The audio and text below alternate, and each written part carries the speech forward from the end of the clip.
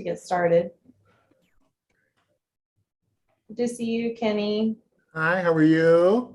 Good to see you, Tina, Christina. Hi. Hello. Hi, Cindy. To get started. Good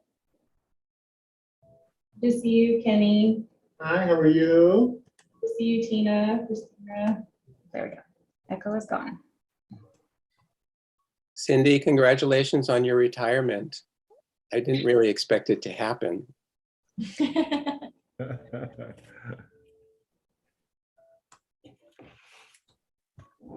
All right. One for your patience with me. The 2 laptops make a fun little challenge today. All right. So I'm going to go ahead and share my screen and then we'll get started. With all of our good stuff.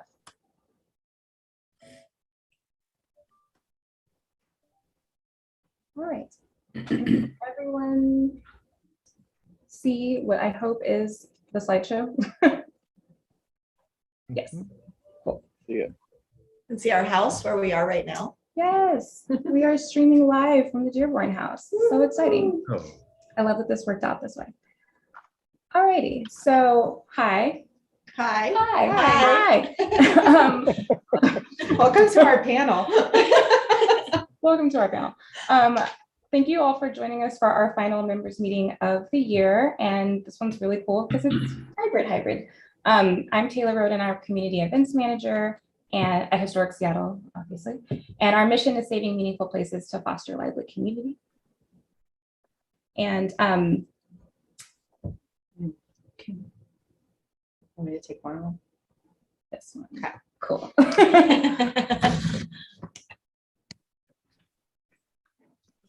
All right. Thank you. Historic Seattle knows that our properties and our programs occupy the unceded traditional territories of the Coast Salish peoples. And this acknowledgement is not a substitute for developing relationships with Indigenous communities or for honoring Indigenous stories as we share in our collective history, but it's a first step in recognizing the people whose land we occupy. And before we dive into our program, which is very, very full today and exciting, I do want to thank a couple of folks, starting with our sponsors. Why doesn't it go over? I think you may have to touch it. Sorry, the mouse has to, I think, touch that thing. Yes. Magic. Starting with Bricklayers and Allied Craft Workers, Local 1, Washington and Alaska, Daniel's Real Estate, the Greystone and the Lodge at St. Edward Park, and Selland Construction.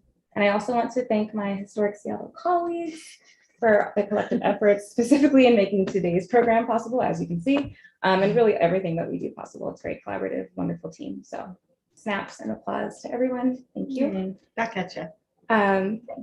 And then a reminder to all of us here in today's meeting that all of our programs are a safe space for participants and that racism, sexism, homophobic comments, discrimination, insults, all of the bad stuff that we shouldn't do won't be tolerated. So please remember to be respectful of everyone, as this is a space for listening, definitely today, learning and exploration. Like I said, tonight's agenda is packed. So we're going to start things off with our constituency meeting with David Yeworth, our council chair. David is going to confirm our member, do our usual order of business where we confirm the minutes from the last meeting. And then we have a handful of changes to Historic Seattle's charter that we will need you all to vote on. So David will talk us through that. Then when he wraps up, we'll get our announcements from all of our senior staff, which will be awesome. And then we're going to round out our time together with a very awesome presentation from Larry Kreisman about our first Hill tour that we just put together in partnership with HistoryLink, which is not yet out, but as soon as it's available, of course, we'll let you all know. And once we get through all of that, we'll do some Q&A at the very end. And I'll do my best to keep us on time. If I notice that we're running over, I'll say something so that those of you who need to head out, you can do that and then catch the rest of this on YouTube when you have time. So with that, I'm going to kick things over to David to get to our constituency business meeting. Great, thanks, Taylor, and good evening, everybody. Welcome. It's nice to see so many faces from before. It kind of feels like a a nice homecoming in many ways. I think to some degree we're actually figuring out how to do this online thing and actually have it feel real. So I'm feeling community with you here tonight. And I want to take this opportunity to thank staff for organizing our meeting this evening and thank each of you for being here. Even though it's virtual, it's real. So we do, as Taylor mentioned, we've got a little bit of an agenda for our constituency meeting, including some charter amendments changes that I'll go through in just a minute. But the first order of business is to approve the minutes from our previous meeting, which was on September 9th of this year. I'm wondering if I could hear a motion to approve and a second of the minutes of that last meeting, please.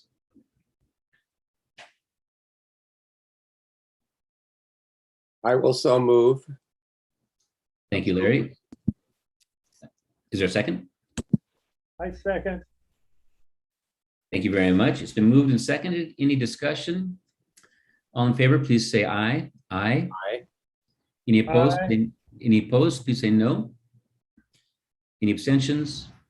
The motion passes. Sounds like unanimously. Thank you all very much. Another item we have tonight is to confirm a new council member for the PDA council, Mariko Park. Mariko stepped into the council position number 6 upon the departure of Connie Walker-Gray, who had to vacate the seat. And the council approved, related to this, is that the council approved term limits for council members last March. And per this change in regulations, Mariko will be eligible for a total number of years of service at 5, and plus 1 transition year. So she'd end up vacating the seat at the conclusion of her term in December of 2028. I've had the pleasure of working with Mariko already at a handful of council meetings she's been attending.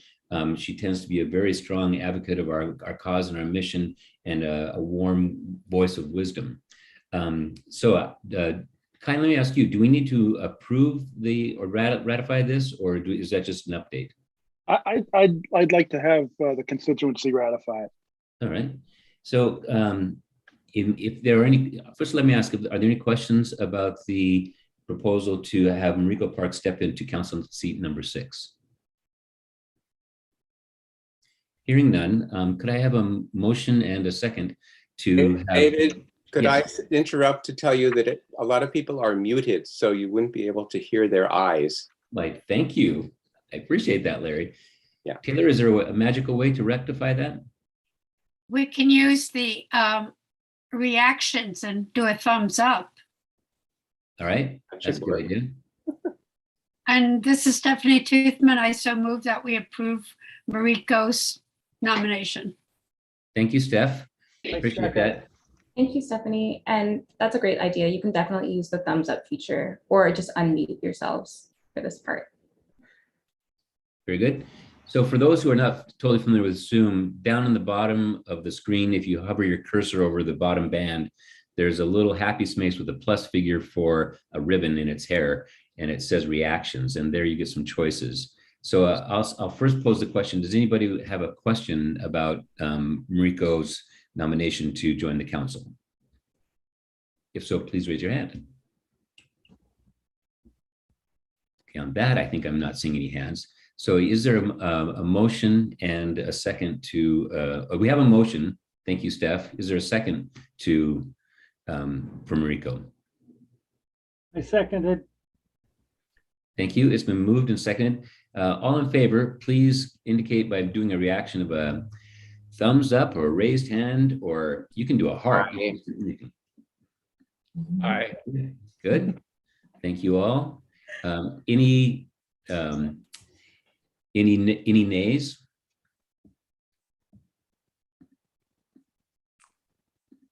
And any abstentions? All right, seeing none, thank you all. That motion passes. Again, I thank you very much. All right, so let's move into the next item, which is a little longer. It's the charter changes as are proposed.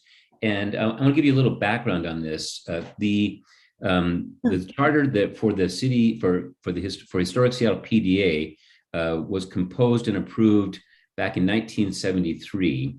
And essentially these proposed charter changes are to reflect that almost 50 years has passed that inflation has done what it does to our economy and to our financial decisions, and that technology is a new thing in our lives that is probably not going away. What I'd like to do is to move through them and read them, not only for your own information, but also just to get them into the record for the purposes of this meeting. Taylor, could you go to the next slide, please? Okay, so the first charter amendment is to would be charter-wide, which is the whole document, and regarding the use of male gender specific pronouns and titles referenced within the charter shall be changed to non-gender specific titles. Then in Article 7, Council Section 2, Council concurrence required, general or particular authorization or concurrence of the council by resolution shall be necessary for the following transactions. Clause 3, existing language reads, the donation of money, property, or other assets belonging to the authority. The proposed language is that the donation of money in excess of $5,000, property, or other assets belonging to the authority. And then let's go to the next one. Yeah, we're there. Clause 5 is existing language, all transactions in which the consideration exchanged or received by the authority exceeds $10,000. The proposed change would be that all transactions in which the consideration exchanged or received would be, I'm sorry, my notes don't have that. What does it say? Received by the authority in excess of $60,000. Could we go to the next slide, please? And then section 3 is regarding quorum. The existing language, voting membership means the total number of voting positions on the council authorized by the charter. And the proposed change would be voting membership means the total number of council positions filled at that time.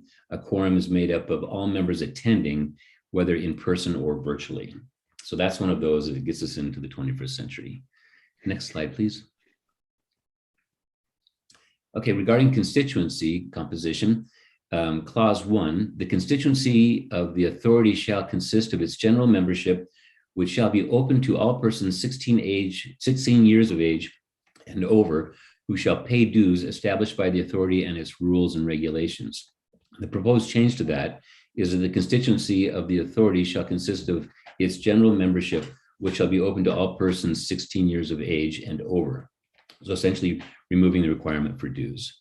And then clause 2, the existing language is for purposes of notice, the constituency shall consist of members who members of record who have paid their dues as provided in the rules and regulations. And the proposed change is for purposes of notice, the constituency shall consist of members of record as provided in the rules and regulations. So again, removing the reference to dues. Next slide, please. Okay, section 2, constituency concurrence required. The concurrence of the constituency shall be required on the following matters. Election or selection of an independent auditor, and the proposed language is to remove election or selection of an independent auditor. Having been the chair for the organization for the last 3 years, I can attest to the fact that this would be a lot simpler if we could just have staff to give us recommendations on who the auditor should be for the organization. Next slide, please. And then Article 9, meetings, constituency meetings. The existing language is that a constituency meeting, such as this one, is open to all constituents of the authority and shall be held at least 4 times each year with the date, time, and place to be selected by the council. And the proposed change is that a constituency meeting open to all constituents of the authority shall be held at least 2 times each year with the date, time, and place to be selected by the council. Next slide, please. And then Article 12, records and reporting requirements. Section 2 is regarding the annual report. Current language is the authority shall, within 3 months of the end of its fiscal year, file an annual report with the controller, the city council, and the mayor's designee, containing a certified statement of assets and liabilities, income and expenditures, and changes in the financial position during the previous year. The proposed change, the authority shall, within 9 months of the end of the fiscal year, file an annual report with the controller, the city council, and the mayor's designee containing a certified statement of assets and liabilities, income and expenditures, and changes in the financial position during the previous year. Next slide, please. So the process for this is that we are voting on these proposed changes today. And then at the very next Historic Seattle PDA Council, the council will also vote on them. And then we forward them to the mayor, who has the ultimate approval for this. Assuming that we all three pass, then the charter changes would be in effect. Next slide, please. And are there any questions? You can use, if you're on mute, please feel free to use your reactions and raise your hand. And if people can help me see if there are anybody that raises their hand. David, I have one quick question. I vaguely remember that quarterly meetings were a requirement of the authority, and it was some sort of city requirement that we have quarterly meetings. Is that something that's not really needed anymore? I'll start, and then maybe Kai or staff could augment my words. I think what we've noticed is that we hold dozens of meetings during a normal non-pandemic time, and there's lots of information that's going out, and that the meetings are helpful to have, but they're not necessarily needed to be quarterly on the grounds that we were doing so much interaction with folks already. It's just a regular pace kind of thing. But Kai, do you want to add anything to that? Yeah, I think for this, it's all of this body of work or suggested changes are just that. They're suggested changes to submit for approval by the mayor. So, back in '73, when our charter was created, it was written that we were supposed to have 4. But I think, David, to your point, the type of engagement that we have is now so consistent and multiple events every month that we sort of feel like we can decrease the number of member meetings from 4 to 2 and still adhere toward the spirit of the original intent back in '73. Okay. Thank you for that question. Any other questions or comments?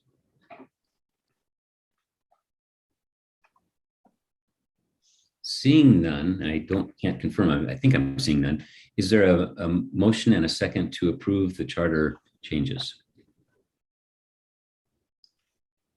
I'll move that we approve the charter changes as written. Thank you, Larry. Is there a second? Harriet Wasserman, I second. Thank you very much. It's been moved and second. Any other discussion? Hearing none, all in favor, please react. Aye. Aye. Aye. Thank you. Thank you. Are there any nay votes in opposition? Any abstentions? All right, the motion passes. Thank you all very much. Appreciate that. We have now moved into the 21st century, or at least taken a step in that direction. All right, the last item for the official members meeting is to adjourn the meeting. I'm wondering if I could please have a motion and a second to adjourn this portion of the meeting. I so move. Thank you. It's been moved. Is there a second? Second. It's been moved, seconded, and third. Any discussion? All in favor, please react. Any opposed? Abstentions? Thank you all very much. This meeting is adjourned. And I'd now like to pass it over to Kai Kelly, our Executive Director, to continue on with the course of the members meeting. Kai. Thanks, David, and it's great to see everyone. And before I jump into the properties real estate update, I want to give 2 quick shout outs. The first to Cindy Hughes, who's joining us, it looks like, from Eugenia's living room. As many of you know, Cindy is retiring in just a few weeks. She's been with us for 4 decades now. And, over those 40 years, she's physically and literally moved with us. She's grown with us. She's changed with us over time. And, I said this before, Cindy, but you've always helped Historic Seattle by holding the compass, right? And keeping us headed in the right direction. And you've always adapted with us as we've changed and as we've sort of turn from a much smaller staff, maybe on the same par as scrappiness, but we've grown over time and you've grown with us. And I just want to thank you and ask everyone with thumbs up or happy faces or claps, however you want to acknowledge Cindy's 40 years and thank her as she's not going anywhere. She's still going to be joining us, I'm sure, on members meetings, but we appreciate you, Cindy. Thank you. I also want to acknowledge Mr. Yeaworth. David has been, as I'm sure you know, David's been our chair for 3 years. He decided he would be willing to normally chair positions and council positions for this executive committee slate are 2-year terms, but David was kind enough to serve an extra year, sort of getting us through COVID. And David, I want to publicly thank you for your time as leader of Historic Seattle and your participation. We talked earlier today, and you really do bring a unique skill set of being able to sort of brainstorm and think big, and couple that with tremendous attention to detail. And that's a unique quality. And I just want to thank you for your time and your leadership and your consideration of being a partner for us as council chair over the past 3 years. Like Cindy, David's not going to still stay on council, obviously, and stay in the ex officio role on executive committee, but thank you, David. Well, thank you, Kai. It's been an honor and a joy and a pleasure and one of the most meaningful volunteer roles I've ever had in my life. And I mean, that's really important to me. So I've loved the honor. Thank you very much. It's so nice. So if we could advance the slide, team. We've got some really exciting updates, 2 exciting updates specifically on 2 real estate deals that we are working on. The first is the Turner Cope House, otherwise known as the Garden House, up on 15th Avenue in Beacon Hill. Obviously, the color version of the photo on the left is more recent. The version on the right is a little dated. The house was originally built in 1886. It was in an Italianate style. It was built by the Turners.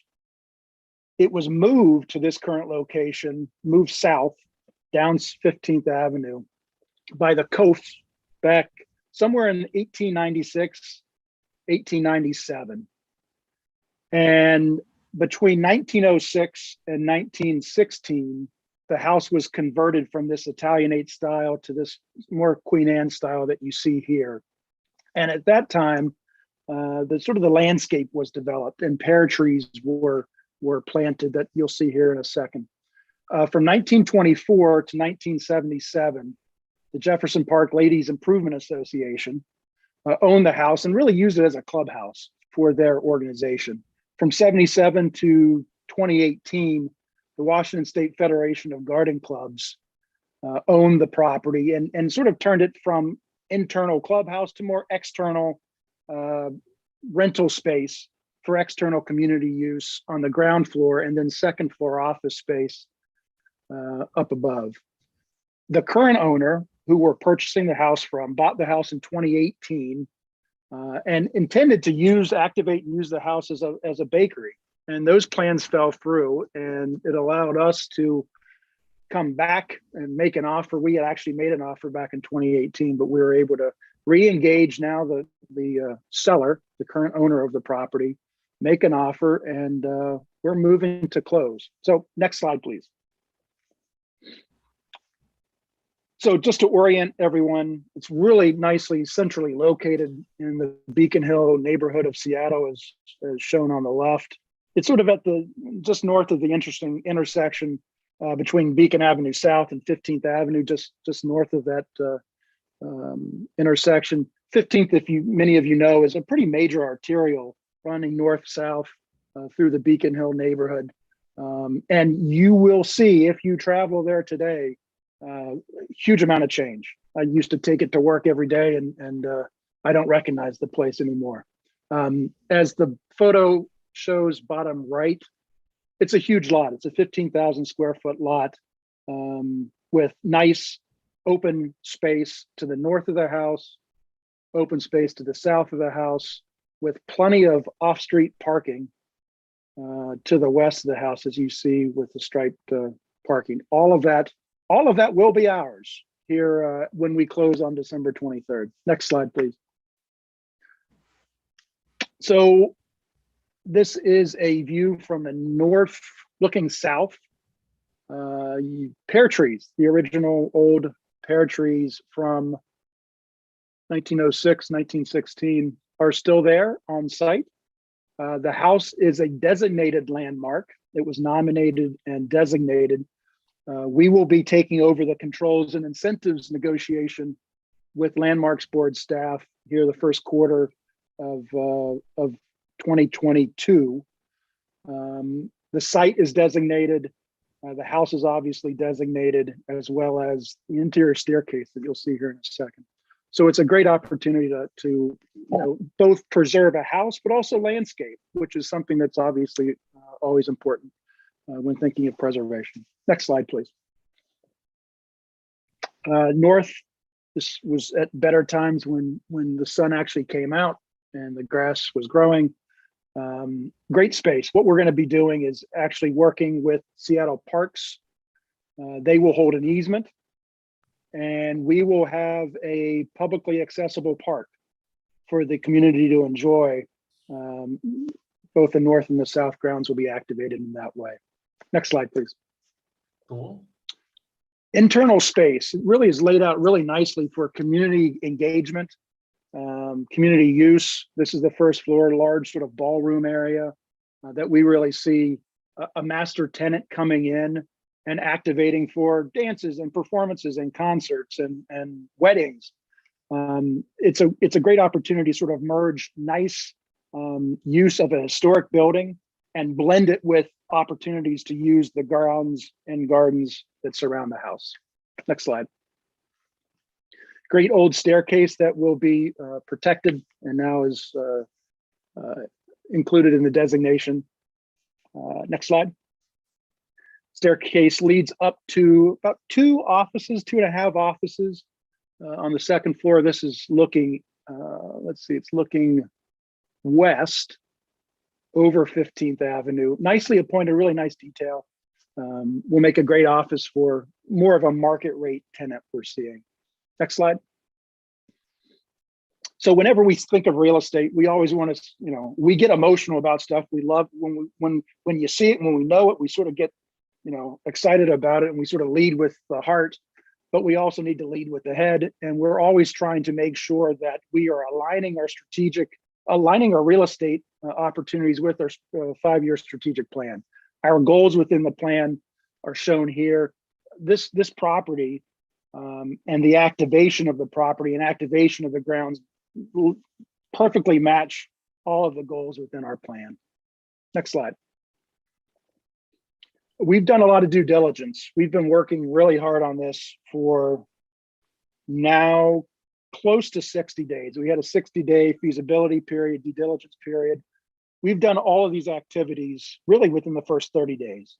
And all of the indicators are green. Everything looks really good as far as an operating pro forma, sources and uses, zoning, use review. Everything is very positive. So we are enthusiastic to move to closing. We have council to review the due diligence, and we'll vote next week. The feasibility period ends the 17th, next Friday, but we're excited to close on the 23rd. Next slide. Really sort of simplified, maybe too much information, but total project's going to be, just north of 2.2 million. The beauty of this deal is that the acquisition funds do not come from Historic Seattle. And ironically, a bulk of the funds are coming from King County's Conservation Futures Tax Levy, which fund the preservation of open space. So this deal really is more of a land deal than a property historic resource deal. We are able to pull $2 million, close to $2 million from King County's CFT funding to acquire the property and strip the development rights off the north and the south parcel and to utilize it as a public park. Council at that time, council member Bruce Harrell was instrumental in helping us receive $250,000, as well as we received a lot of community support, but $250,000 from the Department of Neighborhoods as seed money that will also go into both the purchase and the rehab of the site. We'll also have, a little bit of our own skin in the game, about $68,000 of historic Seattle equity. So a bulk of that goes to acquisition at $2 million, some closing costs, and then we have a little bit of money, $160,000 and change, to actually go to a first phase of rehab. And what we want to do is really sort of focuses on finishes, do a nice restoration job, improve curb appeal, and then go back to Heritage Capital with the State Historical Society for a large up to $1 million ask to invest, put a new roof on the house, do some structural upgrades, and that sort of thing in a couple years. So it's a great capital stack, one that makes this really doable. Next slide, please. Next property, corner of First and Cherry, the Good Arts Building. Long sort of mission statement here, but essentially it's a great building that really supports the creation and promotion and exhibition of a broad range of artistic endeavors and small business. It's really a great small business incubator. Next slide. The historic name is the Sherman Building. The location, as you see, is 110 Cherry. It's on the very northern, if you see the star there on the right image, it's on the sort of the northern boundary of the Pioneer Square Preservation District. Designed by Elmer Fisher, really an interesting long list of uses over its history. Next slide, please. This is not a current photograph. This is right after the fire of 1889. Just a few years, next slide, before the building was built. So that's just a couple years after the fire in the 1890s. So the deal, the building was appraised for just north of $10 million. And Greg Smith of Urban Visions has approached Historic Seattle with the opportunity to buy a majority stake, which is a 50.5% stake, for around $500,000. Seems like a good deal to me. The responsibilities at Historic Seattle, the role and responsibility that we bring to the table: property maintenance, capital project management, sort of back of house, accounts receivable, accounts payable, leasing, tenant relations, and sort of bring our real estate muscle to the operation. If anything, it's a really great sort of plug and play opportunity for us to play a really vital role in a great mission match real estate play. Next slide. Again, alignment with strategic plan. This certainly does. The mission is in direct alignment financially. The acquisition is reasonable, and certainly the ongoing roles and responsibilities would be compensated. So it's good for us financially as well. Next slide. Not as long a list of due diligence items for this, but there are still some ongoing items. We need to do a capital needs assessment to really understand the overall condition of the building. And most importantly, quite honestly, we need to draft an LLC agreement. There is a Good Arts LLC, and we need to update that so that it fits all parties' needs. Next slide. This is not as complicated of an acquisition budget. We're looking at around 500,000. We'll probably have 25,000 in closing and legal. So it all in, it's going to be, for a 50% stake in a $10 million building, we'll be paying just north of 500,000. Next slide. That's it. And I'll wait. I think, Taylor, you probably want to wait till the end for questions. Is that what we want to do? Thumbs up. Okay. Thank you. Jane? There we go. There we go. We're unmuted. We're here. Yes, would love to wait till the end for questions since we have a lot to get through. And I will go quickly. If we can go to the next slide. I am Jane Davies. I'm the Director of Finance and Administration at Historic Seattle. So I have the pleasure of keeping our finances in order from beginning to end and handling a lot of the sort of administrative and some sort of the operations that our organization keeps us going every day. So this is a sort of, we're not done with 2021, but we're able to sort of project into the future to see what it's going to look like. And it's very much like, for those of you that were here for our last members meeting, we're on the same path, which is that our revenues are on target. Our real estate income is down, which was a side effect of the pandemic, but a more pleasant side effect, thanks to a lot of you and our other donors, is that our donations are up. So our revenues are actually pretty much on target. And thanks to some good management of our real estate properties, our expenses are under budget. We were able to cut back quickly when the pandemic continued, and we've been good at managing those expenses so that we weren't hurt by the changes that happened in the last couple of years. So our net operating income is better than budgeted, which is great. And the other thing that we're really excited about is that we made a lot of progress on some of our capital expense projects. And I think that I will talk about those. Yes. I feel like, sometimes you guys don't get to hear about what we're doing with these buildings and how we take care of them. So I wanted to highlight some of the capital expense projects that we have been working on. This year, we did some window restoration at Washington Hall and also a porch at Victorian Row. And those were mostly funded by grants that this fine person next to me and her team brought to the organization. So that's pretty exciting, $225,000 of capital work that we didn't pay for, but that greatly enhanced our buildings. We also do work on keeping our reserves funded, and we were able to put a new roof on at Egan House and also do some sewer line work, which is super exciting, but necessary. And we did those with our reserves.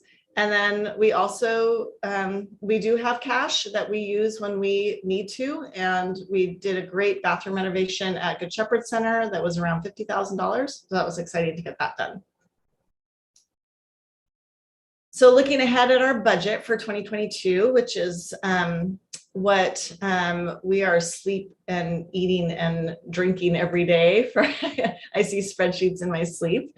We're really continuing to focus on spending on our core assets, which is major projects on our buildings.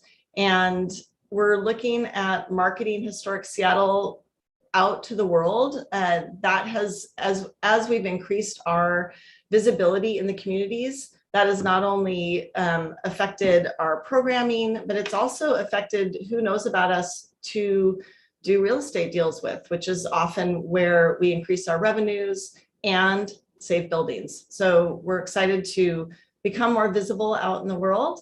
And we're also doing a lot of DEIA work and bringing on a consultant to work on that. Do you want to say anything about that? No. Yeah.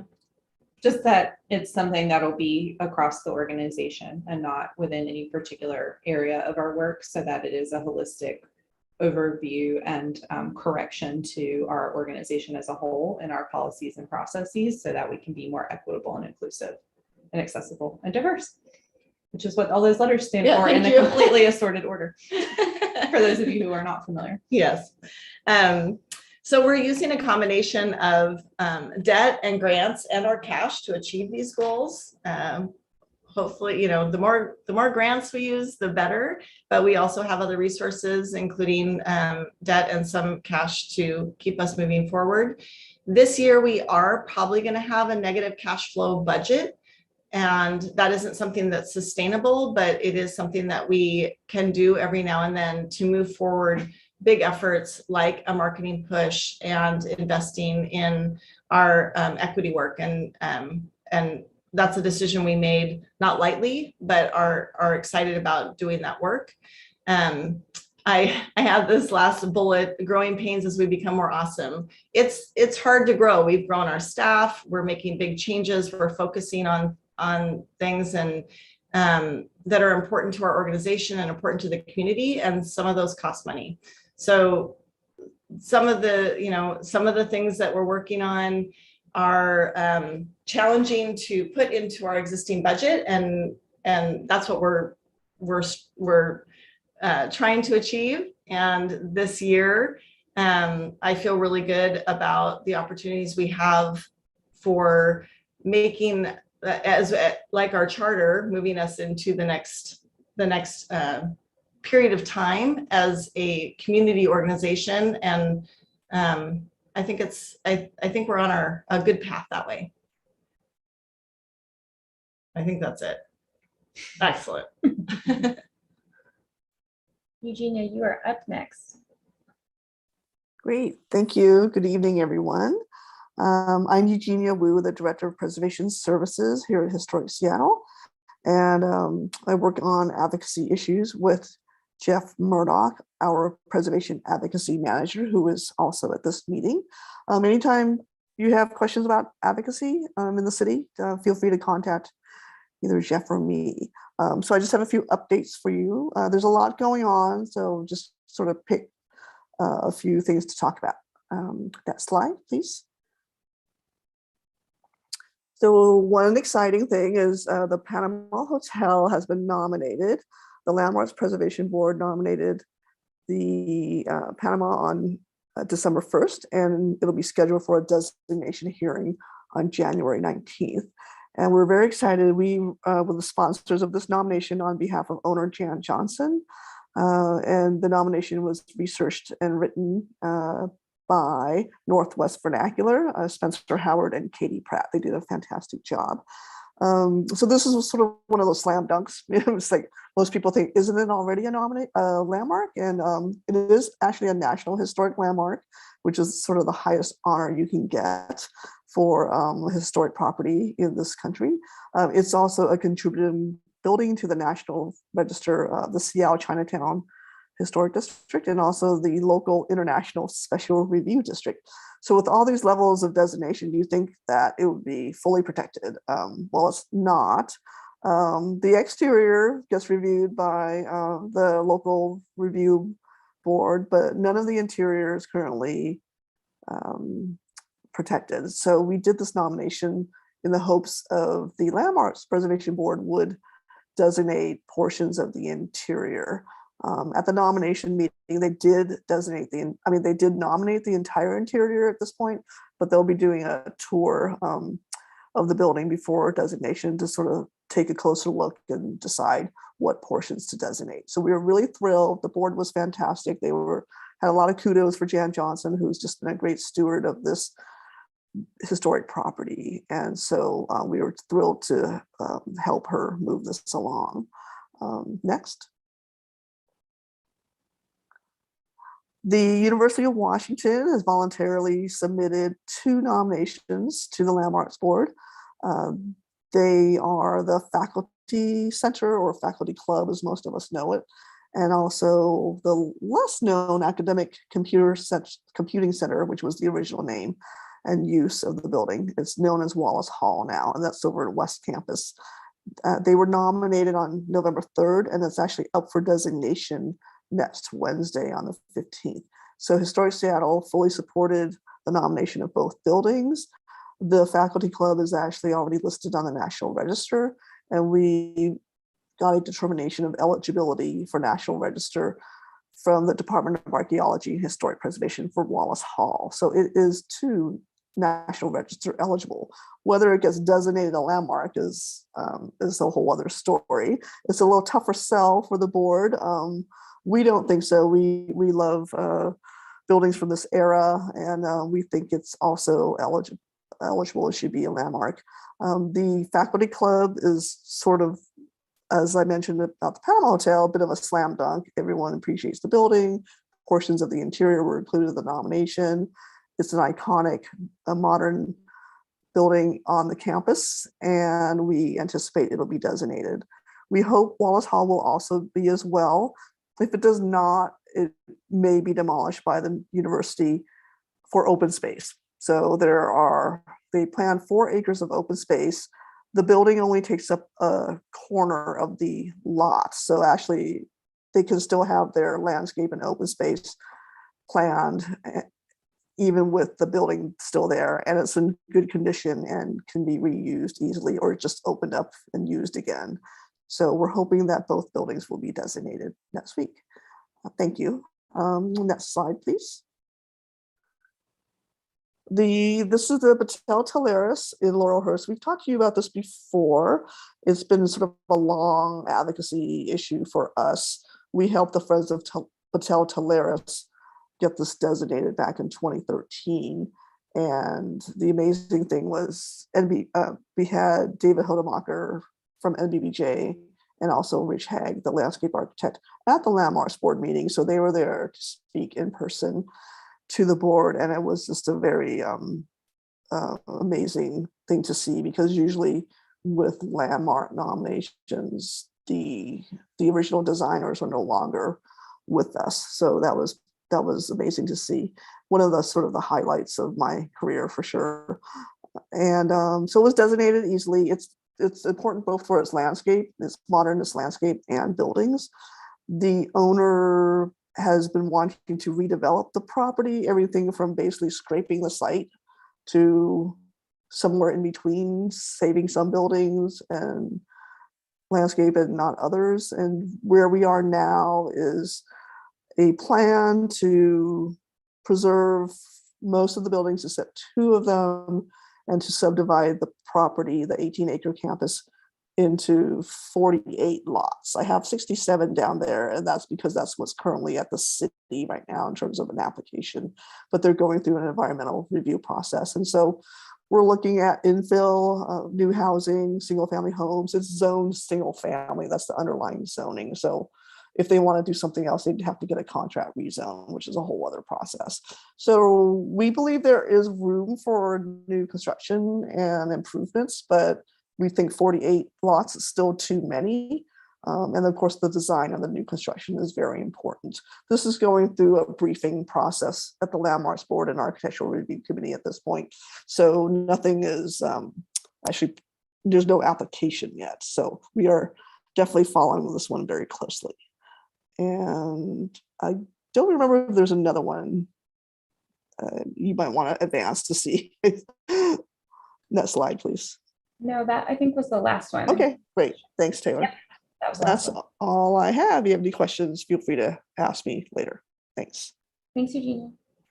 Hi, everybody. I'm Naomi West. I'm the Director of Philanthropy and Engagement, not Preservation Services, although sometimes Eugenia lets me help her with advocacy things.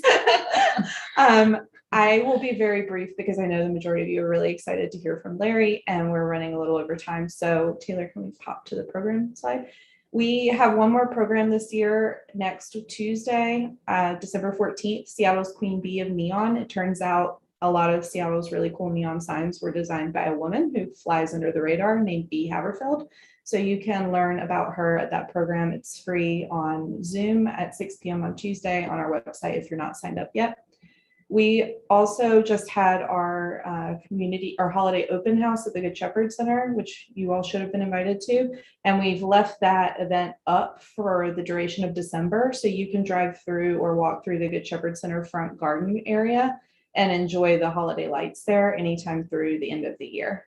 Just go after dark and it'll be lit up and beautiful.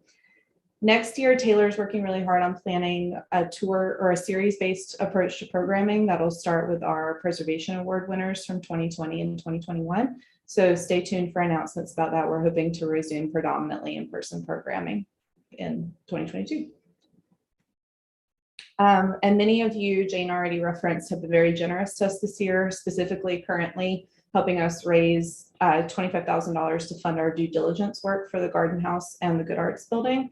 And we're really close to meeting that goal. So I see several of you right now just looking at the screen who I know have contributed to that. And I'm personally very grateful to you for that support. This isn't the type of thing that we often get to raise money for. And it's been really heartwarming for us to see our community respond to the opportunity to help us acquire properties that are going to have community use. And to that end, a lot of the things that you're hearing about tonight, we have a year-end newsletter coming out on its way to you next week. So please give that a read and make sure you're getting our e-newsletters, because those come out more frequently and have more robust information, especially about advocacy and program activity. So that's all I have. Thank you so much again for making this year better. And we're going to turn it over to Larry now.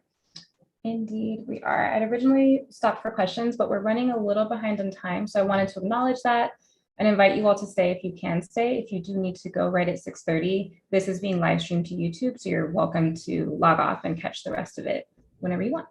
And I'll be sure to include the link in our follow-up email.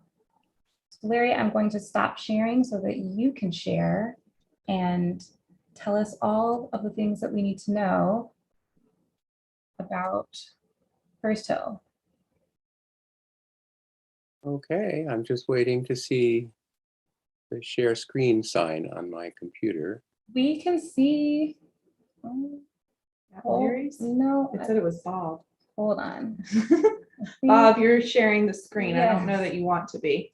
All right. Okay, Larry, you should be able to share now. Okay.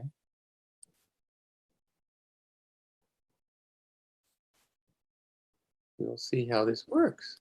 There we go. Looks great. I continue to be amazed sometimes that things actually do work. And I'm glad I didn't have to travel up to First Hill to be with you tonight in rush hour traffic. So good evening, everybody. We're going to talk a little bit about this First Hill self-guided tour in a little while, but I thought I would give you a little bit of background and context. Some of you may remember that in 2014, as the culminating event in our organization's celebration of 40 years as the city's leading savior of historic buildings, and as well as its being a leading educator about and advocate for our built heritage, Historic Seattle researched, wrote, and published the first in-depth look at our city's most significant neighborhood, First Hill. It was called Tradition and Change on Seattle's First Hill, Propriety, Profanity, Pills, and Preservation. And our subtitle was admittedly a bit racy. It was meant to entice readers, but it also reflected the high and the lowbrow character of this place over time. And hopefully some of you were with us as we launched that publication at Seattle Town Hall. Residents and newcomers in Seattle often dismiss First Hill as the place you go for a doctor's appointment, hospitalization, and retirement. And I've had my own experience this year with hospitalizations and doctor's appointments up there. Medical centers, retirement communities, and parking lots have obscured much of the traditional residential neighborhood that developed in the heyday when First Hill was synonymous with good living, with exclusive private clubs and social gatherings, and religious pageantry.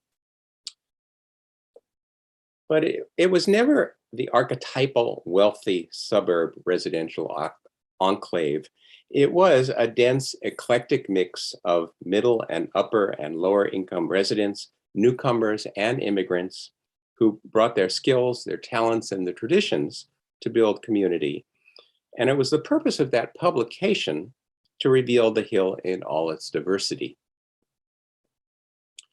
Whether we realized it at the time, some of Historic Seattle's earliest work was the impetus for that book.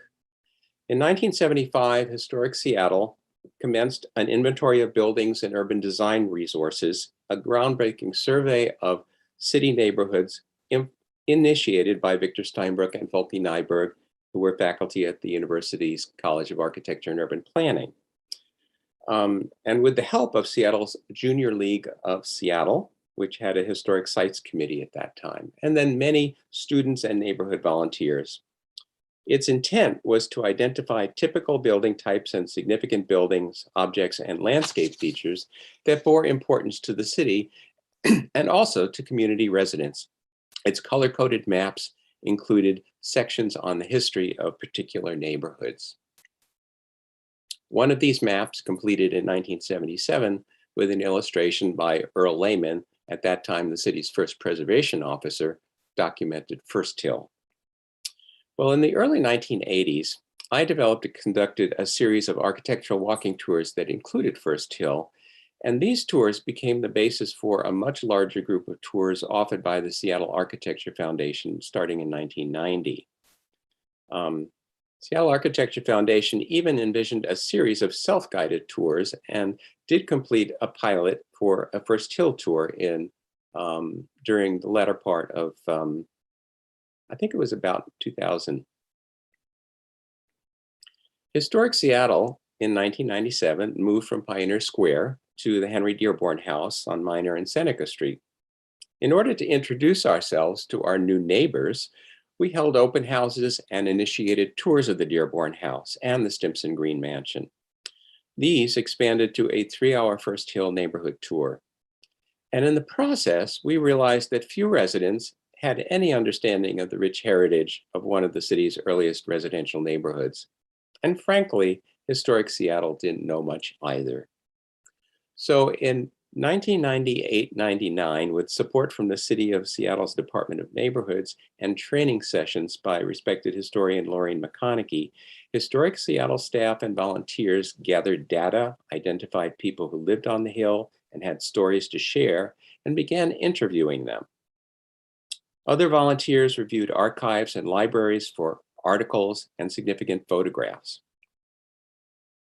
I remember mining the office records of famed photographer Aishel Curtis at the Washington State History Society Library in Tacoma to identify First Hill images he had taken during the first decades of the 20th century. And I had prints made from his glass negatives because some probably had never been printed. So that's the backstory about how and why Historic Seattle developed an interest in First Hill, how the organization set about educating the public through its publication and the live tours we did for a number of years. And that's culminated this year in partnering with HistoryLink to share First Hill and its historic buildings with the public in an accessible format that allows people to explore it at their own pace. There are 20 stops on the tour, but with opportunities to explore a few more significant buildings in and around these stops, with or without your umbrella. So I'm going to share with you a number of paintings, renderings, photographs that reveal some of lost First Hill from its earlier and later growth periods, grouped loosely by building types: residences, social and cultural facilities, apartments, civic and religious buildings, hospitals, and the preservation challenges of recent years, as well as some of the successful saves by Historic Seattle that have allowed us the privilege to experience remaining historic buildings in our walking tour. You will read a few of the transcribed memories of old-time residents of First Hill about their experiences growing up, attending school, playing in the streets, and working in this diverse neighborhood. And sorry, I have no atmospheric background music. Just enjoy the view.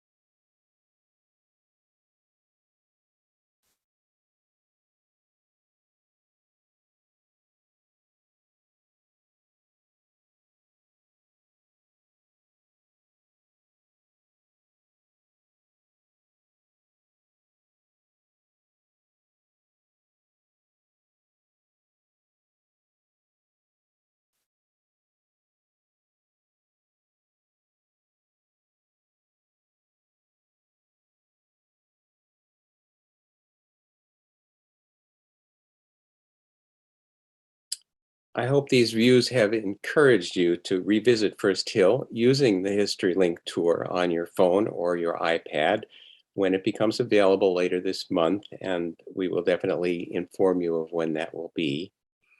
And if you want to delve into the history in depth and look at these pictures a little bit longer and more pictures, please purchase a copy of our 2014 publication.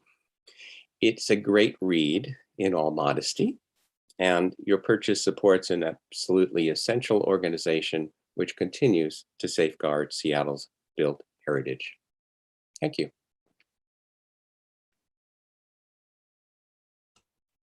Thank you, Larry. I'm going to go ahead and stop your screen share, if that's okay. I don't know if you have a last slide to show, if this was the last one. That's it. Yep. All righty.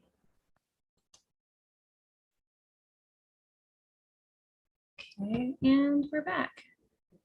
So thank you everyone who stayed. I know that we ran over our time today, but we would love to take your questions at this point, either for anyone, actually. I know that we had a lot of information, and I know that we got one question in the chat. Jeff and Eugenia, I will shoot that email over to you, but I'm going to monitor our chat, and you also can just unmute. You're welcome to do that, folks.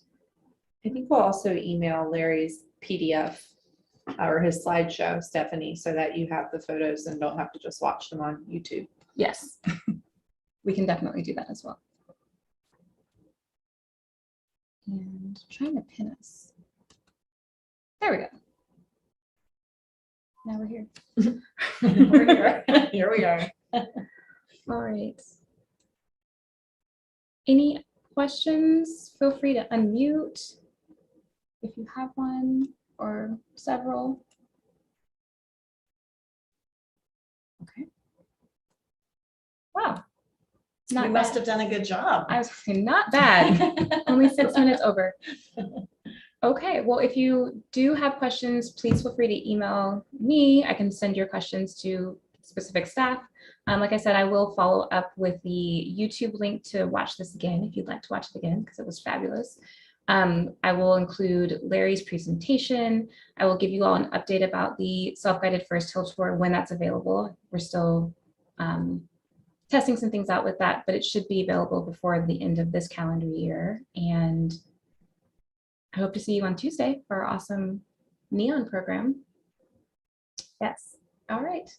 All right. Well, good night. Good to see you all. Thank Good to see you. everybody. Thank you for coming. Good night. Night. Bye. Good night.